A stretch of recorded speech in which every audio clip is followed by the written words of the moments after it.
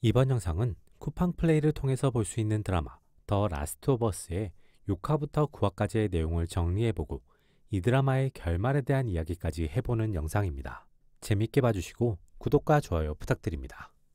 조엘과 엘리는 캔자스시티에서의 하나의 이별을 경험하고 그곳을 벗어나 여정을 이어나가게 됩니다.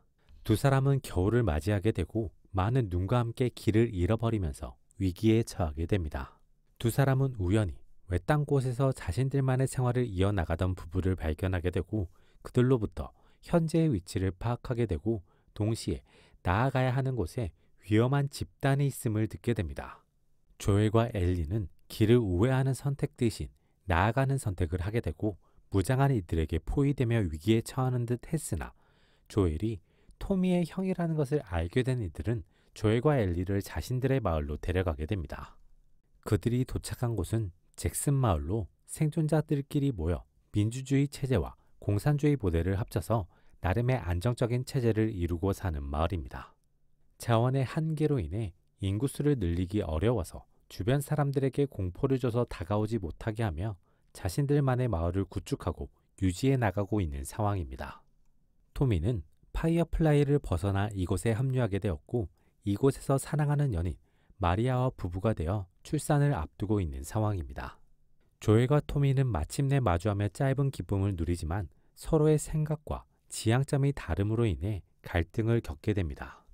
토미는 현재의 상황에서는 생존이나 지향점을 위해서는 가족과도 인연을 끊을 수 있다고 생각합니다.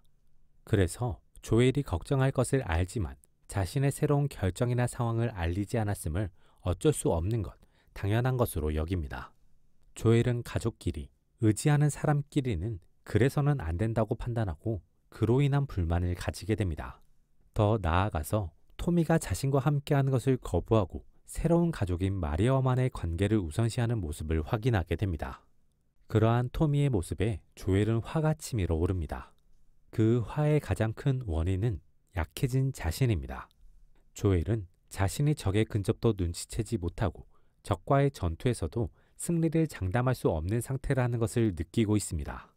그로 인해 엘리와의 남은 여정에서 자신이 엘리를 지키지 못할까봐, 그로 인해 인류에게 큰 절망을 가져다 줄까봐, 테스의 유언을 지키지 못할까봐, 자신이 또 소중한 사람을 잃게 될까봐 두려움을 가지고 있습니다. 그리고 자신의 그런 두려움을 토미가 외면하는 것처럼 느껴지면서 실망하게 된 것입니다. 조엘은 자신이 먼저 토미에게 솔직하지 못했음을 인정하며 토미에게 모든 것을 털어놓습니다. 토미는 조엘의 솔직함과 약해진 모습에 자신의 태도에 대한 사과와 함께 조엘의 뜻에 함께하기로 합니다. 엘리는 우연히 부분적인 이야기만 듣게 되고 조엘이 자신을 버린다고 생각하며 상처받게 됩니다. 하지만 이후 조엘이 엘리에게도 어느 정도 솔직한 마음을 내비치게 되고 엘리는 결과가 어떻든 조엘과 함께하고 싶은 마음을 꺼내놓습니다. 이후 두 사람은 토미에게 파이어플라이의 주둔지에 대한 정보를 확보하고 다시 여정을 이어나가게 됩니다.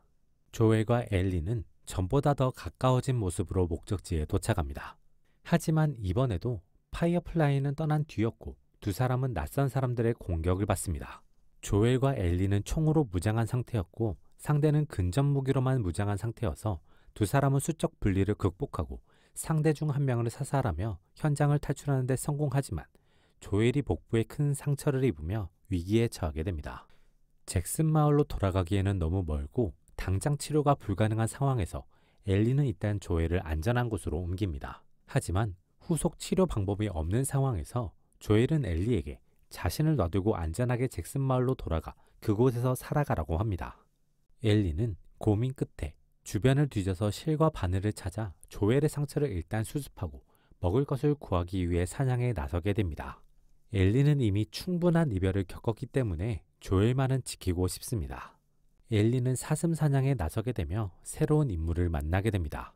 엘리와 마찬가지로 사냥에 나선 인물인 실버레이크의 데이비드와 제임스입니다. 엘리는 자신이 사냥한 사슴을 지키기 위해 두 사람과 대립하게 되고 데이비드는 사슴을 나눠 가지는 조건으로 엘리에게 필요한 것이 있으면 추가적으로 주겠다는 제안을 하게 됩니다. 엘리는 그들에게 항생제를 요구하고 데이비드는 수락합니다. 그렇게 물물교환이 성사되는 듯한 그때 제임스가 마을에서 항생제를 가지고 오자 데이비드는 자신들이 직전 조엘을 공격했던 일행과 같은 편임을 밝히고 자신들이 조엘과 엘리를 노리고 있음을 언급합니다. 엘리는 황급히 항생제만 챙겨서 도주하게 되고 데이비드는 제임스에게 엘리를 그냥 보내주라고 합니다. 그 이유는 눈에 남은 엘리의 흔적을 찾아 엘리와 조엘 모두를 처리하기 위해서입니다. 엘리는 돌아오기 무섭게 조엘에게 항생제를 주사하게 됩니다. 그리고 계속해서 조엘을 살피고 다시 새로운 식량을 구하기 위해 움직이려고 합니다. 그때 엘리는 자신들을 노리는 누군가가 다가오고 있음을 느끼게 되고 조엘을 지키기 위해 자신이 그들을 유인하려고 하다가 데이비드에게 사로잡히고 그들의 본거지인 실버레이크로 끌려가게 됩니다. 데이비드는 실버레이크라고 불리는 집단의 리더이며 자신을 종교적 지도자로 포장하며 타인을 지배하고 조정하고 있으며 자신에게는 책임감과 의무감을 바탕으로 한 다양한 면죄부를 주면서 많은 것을 착취하고 누리고 있습니다. 데이비드는 집단에서 혼자만 더 많은 식량을 얻고 있으며 소아성애자로 아이들에게 성착취를 하고 있으며 식량이 떨어지자 식인을 하면서 다른 사람에게도 몰래 인육을 제공하는 인물입니다. 데이비드는 엘리를 생포해서 돌아가는데 그 이유는 엘리를 심리적으로 종속시켜서 자신의 집단 일원으로 만들고 엘리를 성적으로도 인간적으로도 착취하기 위해서였습니다. 엘리는 데이비드의 속셈과 데이비드가 현재 하고 있는 행위들을 눈치채고 데이비드로부터 탈출하기 위해서 노력합니다. 이 과정에서 엘리는 온전히 자신만의 기지와 전투 능력으로 데이비드를 살해하고 탈출하는 데 성공합니다. 항생제를 바탕으로 어느 정도 체력을 회복한 조엘은 자신을 공격해오는 이들을 제거하고 엘리가 있는 위치를 파악해 엘리를 구하러 오면서 두 사람은 다시 만나게 되고 다시 여정을 이어나가게 됩니다. 조엘과 엘리는 자신들이 파이어플라이의 본거지에 다가가고 있음을 느끼게 됩니다. 그로 인해 두 사람은 자연스럽게 다음을 생각하게 됩니다. 두 사람은 그 다음이 서로와의 이별이라고 느끼게 되면서 아쉬움, 섭섭함을 느끼면서 여정이 끝이 오는 것에 대한 아쉬움을 느끼게 됩니다. 그 아쉬움으로 인해 두 사람 사이에는 어색함이 감돌게 됩니다. 그 어색함은 엘리의 결정으로 인해 해소됩니다. 엘리는 파이어플라이를 만나게 되면 자신의 치료제를 만들기 위해 그들에게 협력하겠지만 그 이후에는 조엘과 계속 함께하고 싶다는 마음을 꺼내놓습니다. 조엘은 그런 엘리의 선택을 반기면서 평화로울 이 혼란과 위기가 끝나게 될 세상에서 함께하기 위해 여정을 이어나가게 됩니다. 조엘과 엘리는 드디어 파이어플라이의 본부에 도착합니다. 하지만 그들이 조엘과 엘리를 처음에 제대로 파악하지 못하면서 두 사람은 공격당하고 조엘은 의식을 잃게 됩니다. 의식을 되찾은 조엘은 자신을 기다리는 마를렌을 마주하게 됩니다. 마를렌은 조엘에게 현재 상황을 전달합니다. 엘리가 면역자인 이유는 태어날 때 감염이 되었는데 그로 인해 몸에 있는 균체가 엘리를 자신과 동일한 개체로 인식하면서 보존했기 때문이라는 것입니다. 그래서 엘리에게서 균체를 꺼내 연구하면 치료제를 만들 수 있을 것이라는 나름의 희망적인 이야기를 전달합니다. 하지만 조엘은 그 이야기를 듣고 충격에 빠지게 됩니다. 그 이유는 동충하초 균체는 뇌에서 자라는 것으로 균체를 꺼낸다는 이야기는 엘리의 뇌를 꺼낸다는 것과 같은 이야기로 엘리의 죽음을 의미하는 것이기 때문입니다. 조엘은 엘리를 죽게 만들 수 없다는 판단으로 엘리를 구하기 위해 나서게 되고 현장에 있던 파이어플라이를 사살하며 엘리를 구출하는 데 성공합니다. 이후 의식을 되찾은 엘리에게 조엘은 엘리와 같은 면역자들이 더 있었고 그들과 함께 엘리를 연구했지만 치료제를 만드는 것은 실패했다는 거짓말을 합니다.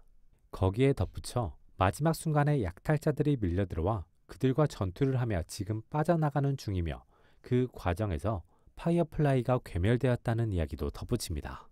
엘리는 자신의 옷이 수술복이라는 것과 조엘의 이야기 속 허점을 통해 파이어플라이의 연구를 위해서는 자신이 죽어야 한다는 것, 그리고 그 죽음을 막기 위해 조엘이 움직였다는 것을 느끼게 됩니다. 조엘과 엘리는 새로운 시작을 위해서 토미가 있는 잭슨 마을로 향하게 됩니다. 조엘은 엘리가 아무런 거리낌 없이 죄책감 없이 살아가길 바라며 거짓말을 했는데 엘리 역시 자신이 그렇게 살아갈 수 있게 조엘에게 자신이 그 거짓말을 믿어도 되는 확신을 달라고 부탁합니다.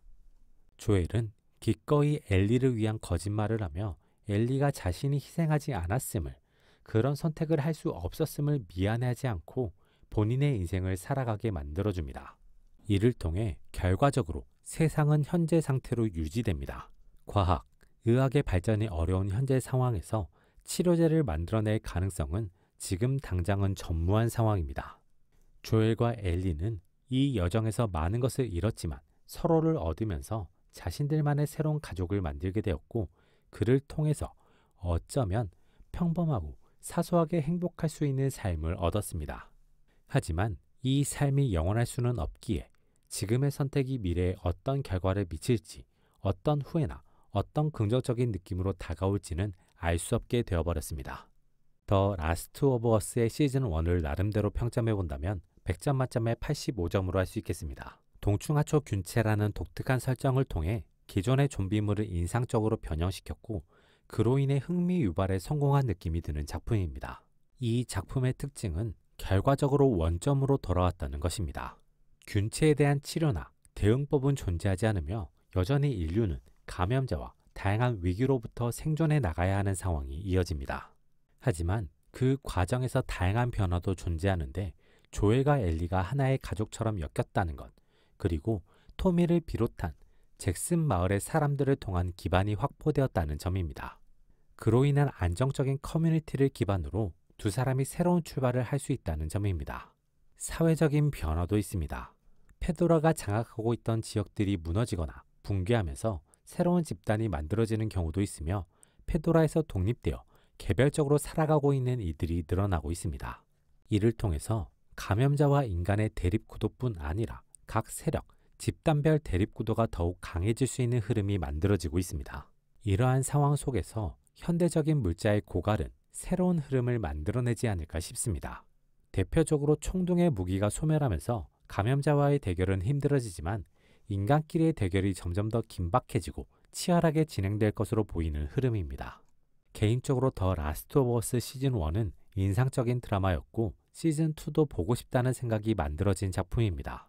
하지만 다른 작품보다 우선시해서 시즌 2를 볼 것 같지는 않고 마지막 화가 공개된 이후에 천천히 볼 것 같은 드라마입니다. 이번 영상은 여기까지입니다. 재밌게 보셨길 바라며 구독과 좋아요 부탁드립니다.